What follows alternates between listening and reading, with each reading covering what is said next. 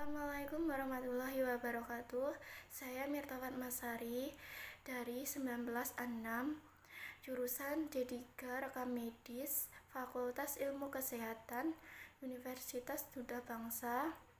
Ingin menjelaskan sedikit tentang anatomi, fisiologi, patofisiologi sistem urinaria dengan dosen pengampu Ibu Lis Diah Dewi Arini.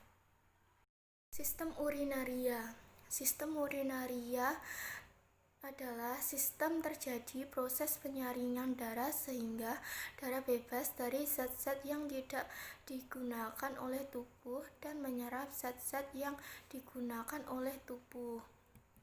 Sistem urinaria terdiri dari sepasang ginjal, sepasang ureter, sebuah kandung kemih, sebuah uretra. Ginjal, bagian-bagian ginjal. 1. Korteks yaitu bagian luar ginjal. 2. Medula yaitu bagian dalam ginjal. 3. Piramid yaitu medula yang berbentuk kerucut. 4. Kolumna berdiri yaitu bagian korteks yang mengelilingi piramid. 5. Papilaris berlini yaitu papila dari tiap piramid. 6. Pelvis yaitu reservoir utama sistem pengumpulan ginjal. 7. Calyx minor yaitu bagian ujung pelvis berbentuk seperti cawan. 8. Calyx mayor yaitu kumpulan dari beberapa calyx minor. Anatomi dan fisiologi ginjal. Ginjal berbentuk seperti kacang. Ginjal orang dewasa panjangnya 12-13 cm, lebarnya 6 cm, beratnya 120-150 gram. Permukaan atas dan bawah serta pinggir korteks ginjal berbentuk konveks, sedangkan pinggir medialnya berbentuk konkav karena adanya hilus. Hilus adalah tempat arteri pulmonalis, vena, bronkus, dan saluran limfe masuk ke dalam paru-paru. Ada beberapa struktur yang masuk atau keluar dari ginjal melalui hilus, antara lain arteri dan vena renalis, dan saraf dan pembuluh getah bening.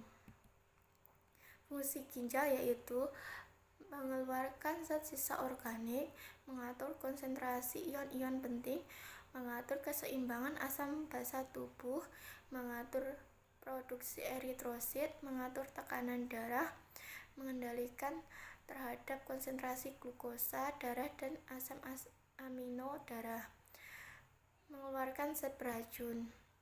Lapisan ginjal. Setiap ginjal terbungkus selapis tipis atau kapsula renalis berupa jaringan fibrus atau ungu tua.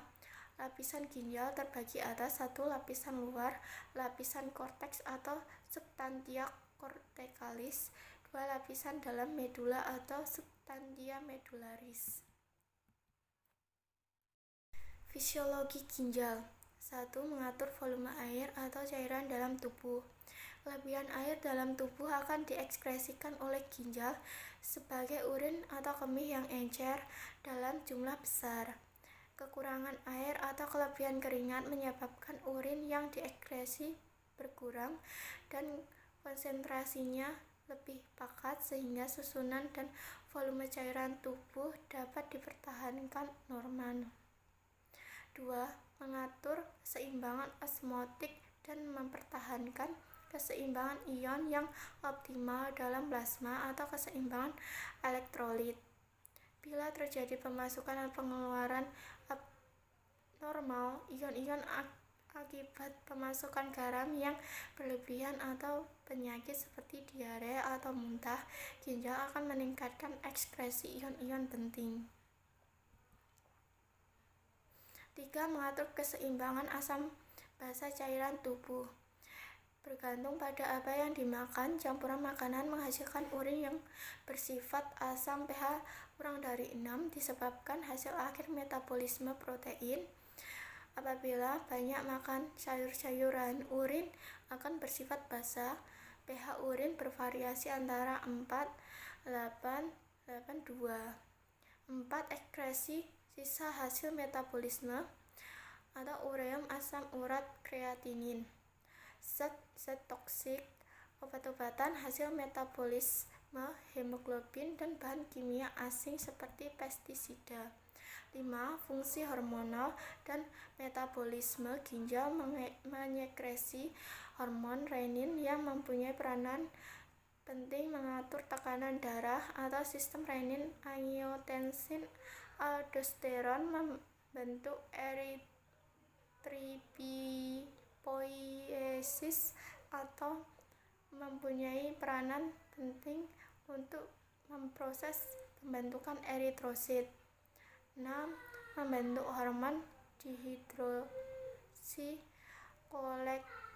kolekalsiferol, vitamin D aktif yang diperlakukan oleh absorpsi ion kalsium di usus.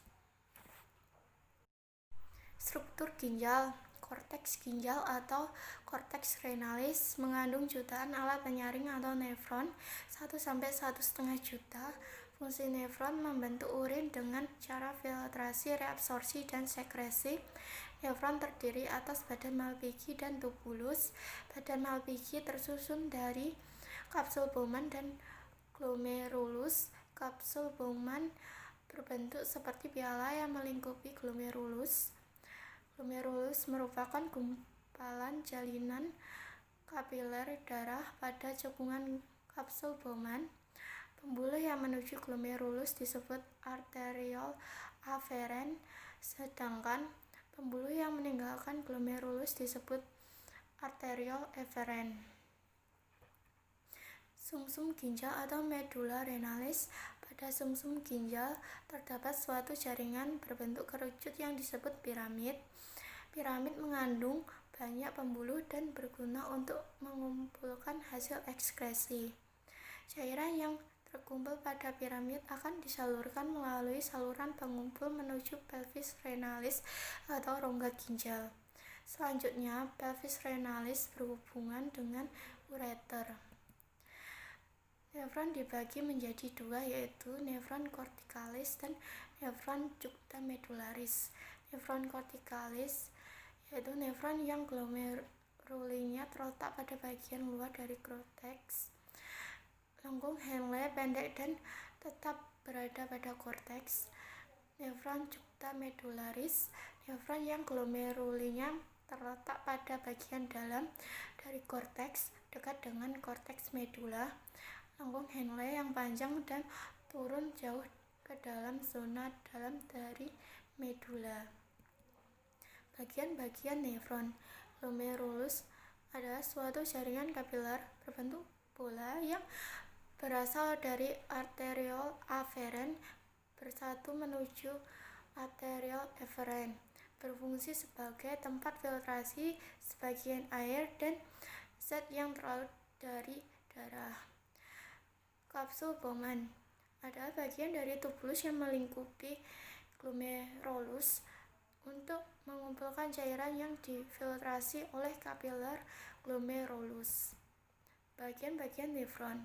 Tubulus terbagi menjadi 3, yaitu tubulus proksimal berfungsi mengadakan reabsorpsi bahan-bahan dari cairan tubuli dan mensekresi bahan-bahan ke dalam cairan tubuli. 2. Lengkung Henle. Lengkung Henle membentuk lengkungan tajam berbentuk U, terdiri dari pars descendens, yaitu bagian yang menurun terbenam dari korteks ke medula, dan pars ascendens, yaitu bagian yang naik kembali ke korteks. Bagian bawah dari lengkung Henle mempunyai dinding yang tipis sehingga disebut segmen tipis, sedangkan bagian atas yang lebih tebal disebut segmen tebal. Lengkung Henle berfungsi reabsorpsi bahan-bahan dari cairan tubulus dan sekresi bahan-bahan ke dalam cairan tubulus. 3. Tubulus distal berfungsi dalam sekresi atau augmentasi zat-zat tertentu. 4. Ductus pengumpul atau ductus collectivus menerima cairan dari nefron yang berlainan. Setiap ductus pengumpul terbenam ke dalam medula untuk mengosongkan cairan isinya atau urin ke dalam pelvis ginjal. Nefron membersihkan zat dengan cara memfiltrasi 1/5 plasma disaring melalui membran glomerulus dan cairan yang terbentuk masuk ke tubulus ginjal. Reabsorpsi dalam tubus yang masih bermanfaat akan diabsorpsi kembali seperti air dan elektrolit, dan zat yang tidak diperlukan tidak direabsorpsi dan dikeluarkan bersama urin. Sekresi zat yang berasal dari plasma disekresikan melalui epitel tubulus ke dalam lumen tubulus. Anatomi dan fisiologi ureter. Tabung atau saluran yang menghubungkan ginjal dengan kandung kemih. Ureter merupakan lanjutan pelvis renal menuju distal dan bermuara pada vesika urinaria. Panjangnya 25-35 cm. Persarafan ureter oleh plexus hypogastricus inferior melalui nefron-nefron simpatis. Terdiri dari dua bagian, yaitu pars abdominalis atau berada di dalam rongga abdomen, pars pelvina yaitu di dalam rongga pelvis. Lapisan dinding ureter terdiri dari lapisan luar atau jaringan ikat atau fibrosa, lapisan dalam atau otot polos. Lapisan dinding ureter terjadi gerakan peristaltik tiap 5 menit sekali yang mendorong urin melalui ureter. Anatomi dan fisiologi vesika urinaria, disebut juga bladder atau kandung kemih, merupakan kantong berongga yang dapat diregangkan dan volumenya dapat disesuaikan dengan mengubah status kontraktil otot polos di dindingnya. Mempunyai fungsi-fungsi sebagai reservoir urin. Vesika urinaria mempunyai bagian apeks, yaitu dihubungkan ke kranial oleh urakus atau sisa kantong allantois sampai ke umbilicus atau pusar, corpus dan fundus. Vesika urinaria dipersarafi oleh saraf otonom atau tak sadar. Uretra merupakan saluran sempit yang berpangkal pada kandung kemih, berfungsi menyalurkan air kemih keluar. Dalam anatomi, uretra adalah saluran yang menghubungkan kandung kemih ke lingkaran luar tubuh. Pada pria berfungsi juga dalam sistem reproduksi sebagai saluran pengeluaran air mani. Uretra pada wanita. Pada wanita, panjang uretra sekitar 2,5-4 cm dan terletak di antara klitoris dan pembukaan vagina. Uretra pada pria. Pada pria, panjang uretra sekitar 20 cm dan berakhir pada akhir penis. Uretra pada pria dibagi menjadi 4 bagian, dinamakan sesuai dengan letaknya. 1. Pars prostatica, terletak sebelum kelenjar prostat. 2. Pars prostatica, terletak di prostat. 3. Pars membranosa, sekitar 1,5 cm dan di lateral atau tepi terdapat kelenjar bulboretralis atau sepasang kelenjar kecil yang terdapat di sepanjang uretra. 4. Pars sponiosa atau cavernosa, sekitar 15 dan melintas di corpus sponiosum penis atau jaringan ereksi. Proses pembentukan urin. 1. Filtrasi, proses penyaringan zat sisa metabolisme yang dapat menjadi racun bagi tubuh, terjadi di dalam glomerulus. Zat berukuran kecil, glukosa, ion, dan limbah nitrogen mengalami filtrasi. Molekul besar seperti protein dan sel darah tertahan di dalam plasma darah dan mengalir meninggalkan glomerulus melalui arterial efferent, hasil filtrat glomerulus atau urin primer. Proses filtrasi dalam glomerulus dipengaruhi faktor yaitu tekanan osmotik, Tekanan yang dikeluarkan oleh air sebagai pelarut pada membran semipermeabel atau membran yang memungkinkan ion atau molekul melewatinya. Pori-pori dalam kapiler glomerulus membuat membran semipermeabel memungkinkan untuk melewati molekul yang lebih kecil dari air tetapi mencegah molekul yang lebih besar, misalnya protein dan plasma. 2. Reabsorpsi merupakan proses penyerapan kembali filtrat glomerulus yang masih mengandung zat-zat berguna bagi tubuh.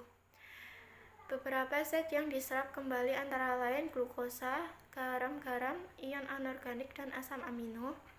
Reabsorpsi terjadi dalam tubulus contortus proximal, hasil filtrat tubulus atau urin sekunder. Sekresi atau augmentasi, proses pengeluaran zat sisa yang sudah tidak diperlukan lagi oleh tubuh. Pembuluh darah melepaskan zat-zat yang tak berguna, ion H, K, dan NH3 atau amonia ke urin sekunder pada tubulus contortus distal, dialirkan ke tubulus contortus collectivus, dialirkan ke saluran pengumpul. Di saluran pengumpul berlangsung penyerapan H2O sehingga berbentuk urin sesungguhnya ke rongga ginjal, ureter, kantong kemih untuk disimpan sementara. Bila kantong kemih penuh, urin akan dikeluarkan melalui uretra. Peredaran darah ginjal. Ginjal mendapat darah dari aorta abdominalis yang mempunyai percabangan dengan arteri renalis atau berpasangan kiri dan kanan. Arteri renalis bercabang menjadi arteri arcuata, kemudian bercabang menjadi arteria interlobularis. Arteri interlobularis yang berada di tepi ginjal bercabang menjadi kapiler membentuk gumpalan-gumpalan yang disebut glomerulus. Glomerulus ini dikelilingi oleh alat-alat yang disebut kapsula Bowman. Persarafan ginjal. Ginjal mendapat persarafan dari plexus renalis, sistem saraf dan otot yang mengontrol pembuluh darah berfungsi untuk mengatur jumlah darah yang masuk ke dalam ginjal. Di atas ginjal terdapat kelenjar suprarenalis. Kelenjar ini merupakan kelenjar buntu yang menghasilkan dua macam hormon, yaitu adrenalin dan kortisol. Ciri-ciri urin yang normal. Jumlahnya rata-rata 1-2 liter sehari, tetapi beda-beda sesuai jumlah cairan yang dimasukkan. Banyaknya bertambah pula bila terlampaui banyak protein dimakan. Warnanya bening oranye pucat tanpa endapan. Baunya biasa tajam. Kurang minum air putih, makan petai, infeksi saluran kemih, gangguan metabolisme tubuh, gangguan hormonal. Berat jenis berkisar dari 1010 sampai 1025. Komposisi urin normal. Urin terutama terdiri atas air, ureum atau penguraian protein dan natrium klorida. Jumlah persen air dan benda padat dalam urin adalah seperti berikut. Air 96%, benda padat 4%, terdiri atas ureum 2% dan produk metabolik lain 2%. Fungsi homeostatis ginjal. Ginjal mengatur pH, konsentrasi ion mineral, dan komposisi air dalam darah.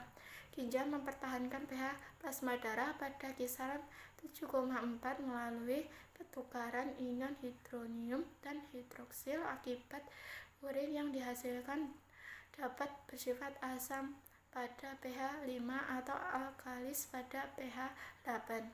Kadar ion natrium dikendalikan melalui sebuah proses homeostatis yang melibatkan aldosteron atau hormon steroid untuk meningkatkan penyerapan ion natrium pada tubulus konvolasi. Patologi sistem urinaria. 1. Glomerulonefritis. Peradangan pada ginjal yang dimulai dari glomerulus ditandai dengan proteinuria dan hematuria dapat berkembang menjadi gagal ginjal. 2. Sindrom nefrotik. Suatu sindrom yang terjadi akibat berbagai penyakit yang menyerang ginjal dan menyebabkan proteinuria atau protein di dalam air kemih, menurunnya kadar albumin atau protein utama darah dalam darah, penimbunan garam dan air yang berlebihan, meningkatnya kadar lemak dalam darah. 3. Nefritis, peradangan ginjal ditandai dengan hematuria atau darah di dalam air kemih, proteinuria atau protein di dalam air kemih, dan kerusakan fungsi ginjal yang tergantung kepada jenis, lokasi, dan beratnya reaksi kekebalan. 4. Gagal ginjal atau renal failure, penyakit di mana fungsi organ ginjal mengalami penurunan. Ginjal tidak lagi mampu bekerja sama sekali dalam hal penyaringan, pembuangan elektrolit tubuh, menjaga keseimbangan cairan dan zat kimia tubuh seperti sodium dan kalium di dalam darah atau produksi urin. Penyebabnya yaitu kencing atau batu, tumor, kanker, kista, glomerulonefritis, dan lain-lain. Ciri-ciri gagal ginjal: kepala pusing dan sulit berkonsentrasi, rasa gatal yang berlebihan atau kulit ruam dan kering, tubuh merasa kedinginan, sesak nafas, sakit di sekitar daerah pinggang, kencing sedikit, kencing merah atau darah, kelainan urin, proteinuria, hematuria, bakteri. 5.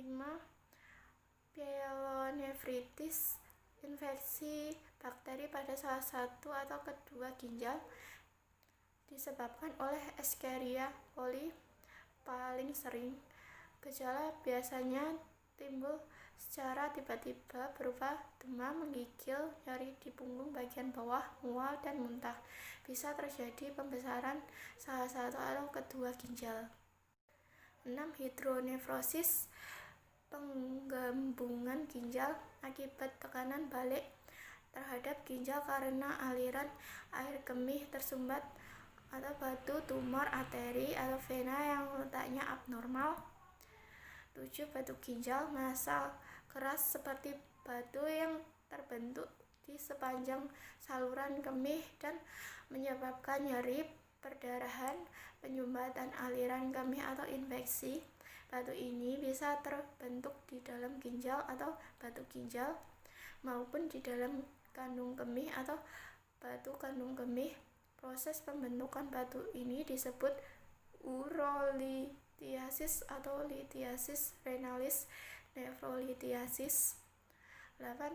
Vesicoureteral reflux, aliran balik urin dari kandung kemih ke ureter karena kelemahan sambungan vesicoureteral dapat menyebabkan pembesaran dan ginjal. 9. Sistisis, radang kandung kemih, disebabkan oleh infeksi bakteri, penggunaan alat penyemprotan pembersih genital wanita, penggunaan tabung kateter dalam jangka waktu lama sebagai komplikasi penyakit lain. 10. Uretritis, peradangan pada uretra atau saluran kemih, penyebabnya yaitu bakteria Escherichia coli. Beberapa penyakit menular seksual seperti chlamydia, gonorrhea, dan juga cedera bahan kimia atau pada alat kontrasepsi. Gejalanya adalah darah pada urin, nyeri, demam, gatal, bengkak pada penis, daerah selangkangan, rasa sakit pada saat hubungan seksual. 11. Struktur uretra, penyempitan lumen atau saluran di dalam pembuluh uretra karena fibrosis, terbentuk jaringan ikat pada dindingnya. Penyebabnya yaitu kelainan bawaan, operasi, infeksi, dan yang dapat saya jelaskan. Bila ada salah kata, saya mohon maaf. Wassalamualaikum warahmatullahi wabarakatuh.